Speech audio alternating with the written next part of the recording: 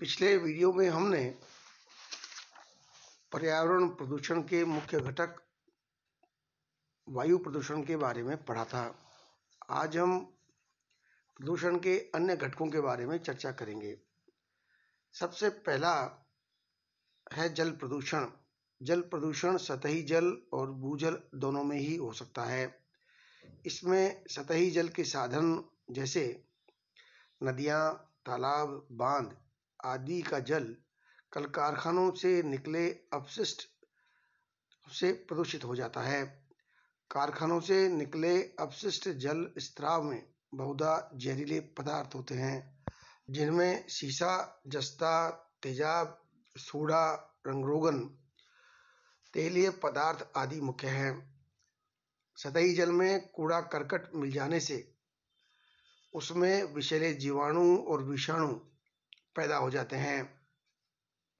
इस जल को पीने से आमाशय में अनेक बीमारियां हो जाती हैं, परंतु सबसे अधिक हानि मछलियों व अन्य जलीय जीवों को होती है, जो ऐसे विषैले पानी में रहकर ऑक्सीजन की कमी से मर जाते हैं।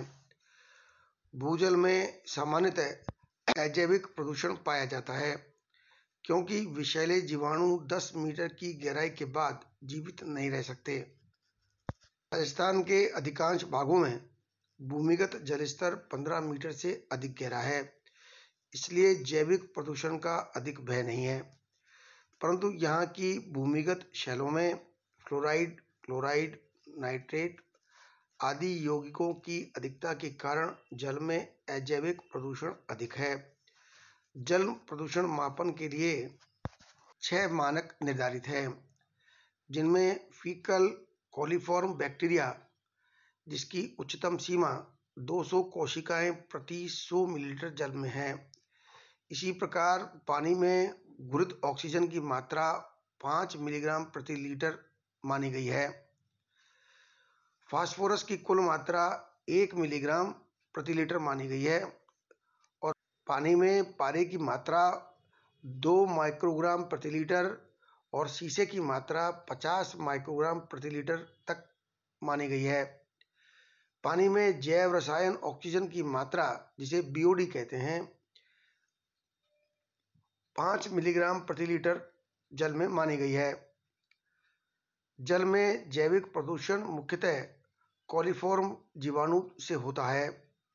ये बैक्टीरिया प्रत्येक मनुष्य और जीव जंतु की आंतों में पाए जाते हैं और मल के साथ बाहर निकलते हैं।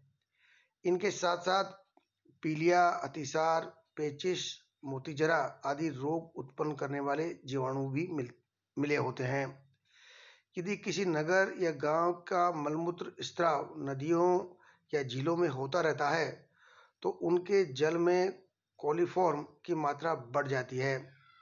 ऐसे प्रदूषित जल को पी लेने से मनुष्य को विभिन्न रोग उत्पन्न हो सकते हैं। बड़े बड़े नगरों में यह विशेष रूप से आवश्यक है कि पीने की पानी की लाइनों को सीवर लाइनों से पृथक रखा जाए, अन्यथा उनके दूषित होने का भय रहता है।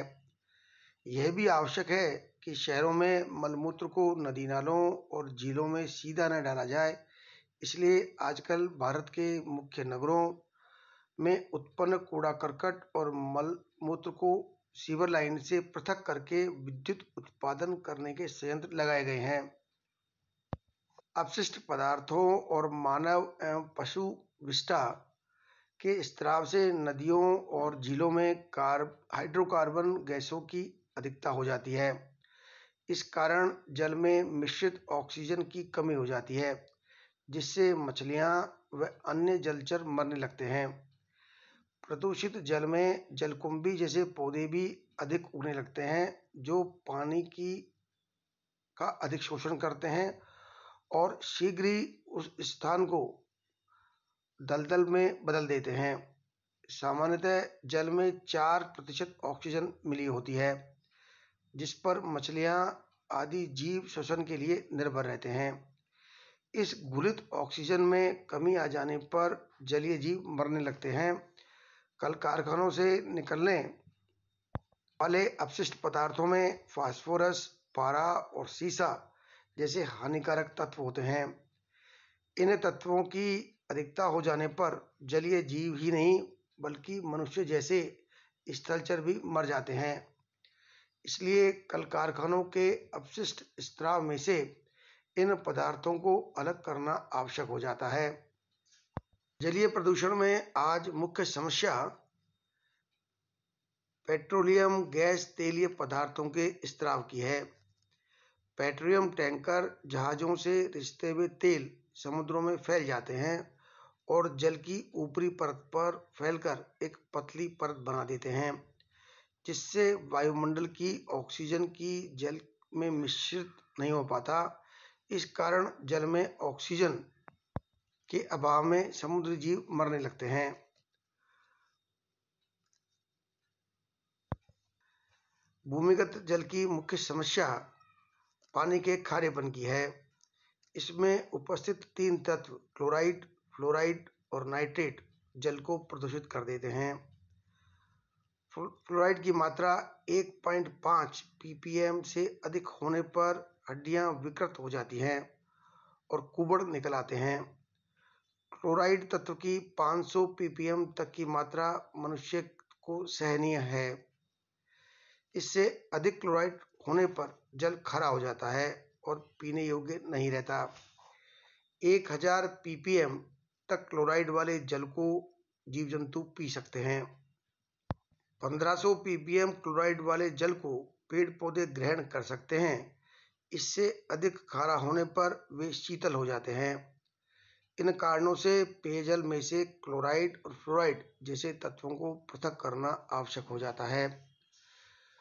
भूजल में कैल्शियम कार्बोनेट और मैग्नीशियम कार्बोनेट जैसे यौगिक मिल जाने पर प्रदूषण उत्पन्न करते हैं। ऐसे लवणयुक्त जल में तेलीय गुण उत्पन्न हो जाते हैं और साबुन लगाने पर भी झाग उत्पन्न नहीं होते। यह भारी जल है जो आमाशय के रोगों का जनक है। भूजल में कुछ स्थानों पर सतही जल के रासायनिक अपशिष्ट पदार्थ भी प्रविष्ट कर जाते हैं। इनमें रंगरोगन मुख्य हैं, जो रंगाई छपाई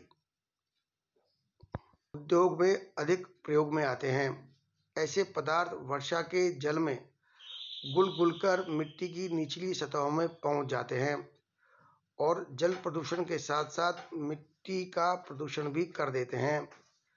बहुधा ऐसे स्थानों पर धुलाई के काम आने वाले कास्टिक सोडा जैसे यौगिकों का भी स्त्राव होता रहता है।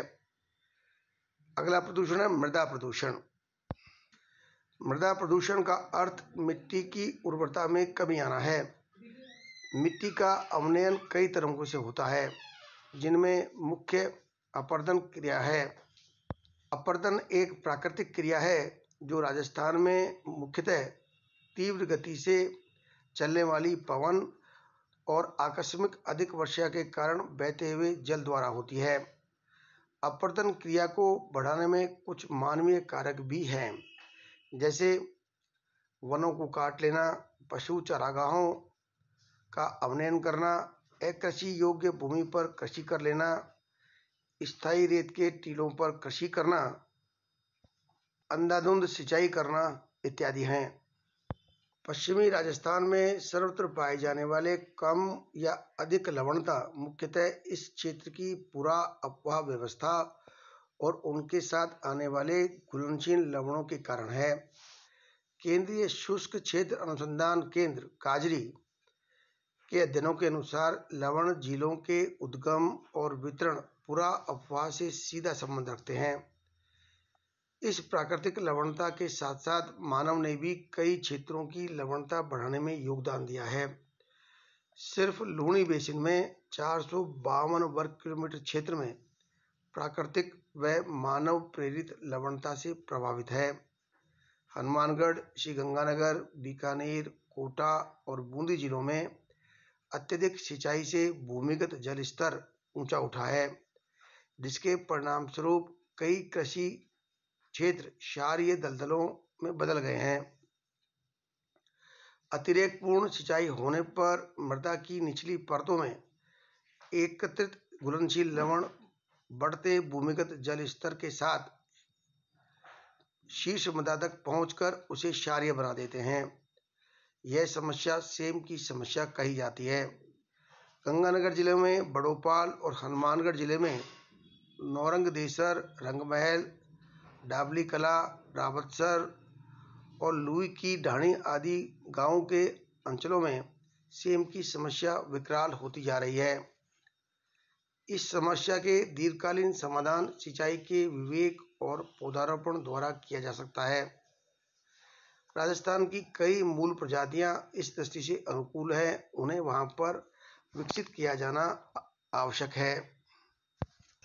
आइए अब अरावली का पारिस्थितिक अवनयन के बारे में पढ़ें।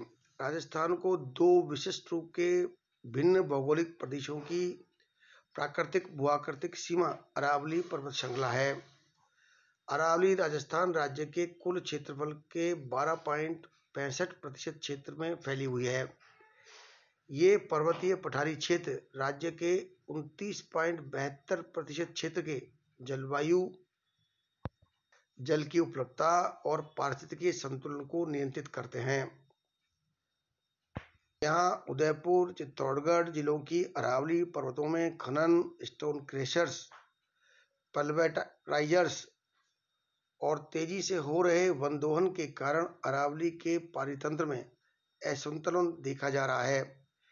तेजी से हो रहे मृदा अपरदन, गादीकरण और अवसादों के तीव्र स्थानांतरण झीलों, तालाबों और बांधों में जल सूख जाने और भूमिगत जल स्तर के गिरने तथा भूमि उपयोग में परिवर्तन से यह क्षेत्र भूमिगत जल उपलब्धता की दृष्टि से एक संकटग्रस्त क्षेत्र बन गया है। इन स्थितियों को देखते हुए यह आवश्यक है कि आदिवासी आवास, जैव विविधता और खनिज संपदा को सुरक्षित करने के लिए अरावली श्रेणियों की पारिस्थितिकी को एक सुनिश्चित दीर्घकालिक योजना के तहत विकसित किया जाए। मिट्टी के प्राकृतिक अवनयन कारकों के अलावा मिट्टी प्रदूषण के लिए मानवीय कारक भी आज बहुत महत्वपूर्ण बन गए हैं। खेतों में कीटनाशक दवाओं का उपयोग एक मुख्य कारक है। सामान्यतः कीटनाशक दवाइयों का छिड़काव कीट पतंगों को मारने और फसलों की सुरक्षा के लिए किया जाता है, परंतु इन विषैली दवाइयों के दुष्प्रभाव दीर्घकाल में बड़े पैमाने पर दिखाई देने लगते हैं।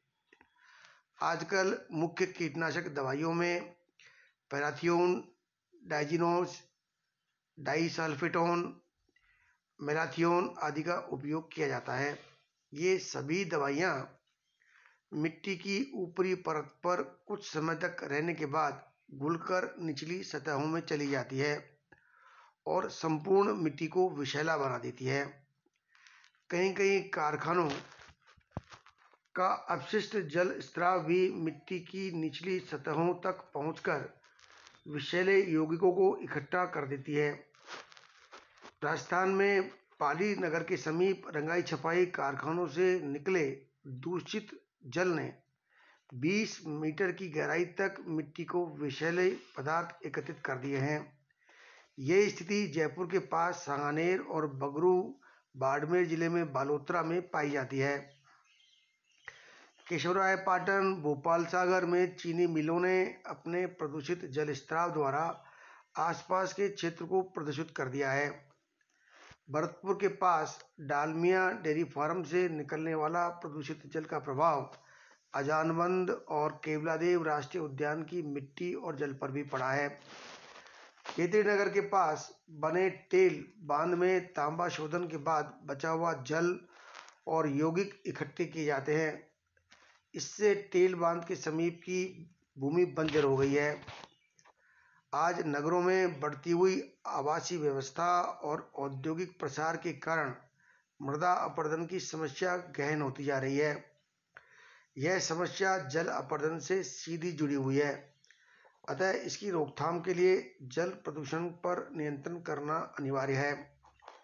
यह भी आवश्यक है कि कृषि कार्यों में कीटनाशकों का उपयोग न्यूनतम किया जाए और उनके दुष्प्रभावों को समय रहते ही समाप्त कर दिया जाए। मृदा प्रदूषण की रोकथाम के लिए ऐसे पेड़ पौधों और झाड़ियों को लगाना आवश्यक है जो भूमिगत लवण को सोखकर इन विषैली पदार्थों के प्रभाव को निष्क्रिय कर दें। लवणीकरण कम करने वाले जैविक संसाधनों का अधिकतम उपयोग किया जाए। भूमिगत लवणों को सोखने वाले पेड़ पौधों में मुख्यतः पीलू, जंगल जलेबी, कैर आदि की झाड़ियां हैं, जिनका उपयोग आजकल राजस्थान के लवणीय क्षेत्रों में किया जा रहा है। ध्वनि प्रदूषण सामान्यतः अप्रिय और तेज ध्वनि को शोर कहते हैं। कारखानों में, मशीनों, सड़कों पर ट्रक, मोटर वाहन, रेल मार्गों पर इंजन व रेलगाड़ियों के डिब्बों से शोर उत्पन्न होता है। 10 से 25 डेसिबल वाली ध्वनि कर्णप्रिय होती है, परंतु इससे अधिक तीव्र ध्वनि शोर की श्रेणी में आती है। जेट वायुयानों से लगभग 120 डेसिबल की ध्वनि निकलती है, जबकि रेलगाड़ियों से 100 डेसिबल और मोटर वाहनों से 90 डेसिबल ध्वनि उत्पन्न होती है। तीव्र ध्वनि और शोर वाली स्थिति में अन्य आवाजें कम सुनाई देती हैं। तीव्र ध्वनि से कान के पर्दे फटने का भी भय रहता है। प्राय सभी शहरों में लाउडस्पीकर, बैंड बाजे, धार्मिक स्थलों, दूरदर्शन व रेडियो की तेज आवाजें सुनाई देती हैं। कई कई गली मोहल्लों में चांदी सोने के वर्क बनाने वाले, लोहे के औजार बनाने वाले व मूर्ति बनाने वाले भी ध्वनि प्रदूषण उत्पन्न करते हैं। शोरगुल और तीव्र आवाज के प्रभाव दीर्घकालिक होते हैं। इससे कानों से कम सुनाई देना, आंखों का कम झपकना, हृदय आघात, मनोवैज्ञानिक रोग आदि उत्पन्न हो सकते हैं। इसलिए सरकार ने शोर मचाने पर प्रतिबंध लगा दिया है। आजकल अस्पतालों और आवासीय मोहल्लों के समीप दिन में 3 से 5 डेसिबल के बीच की ध्वनि करने की अनुमति है। बाजारों और औद्योगिक क्षेत्रों में ध्वनि का स्तर 55 से 65 डेसिबल के बीच ही रहना चाहिए।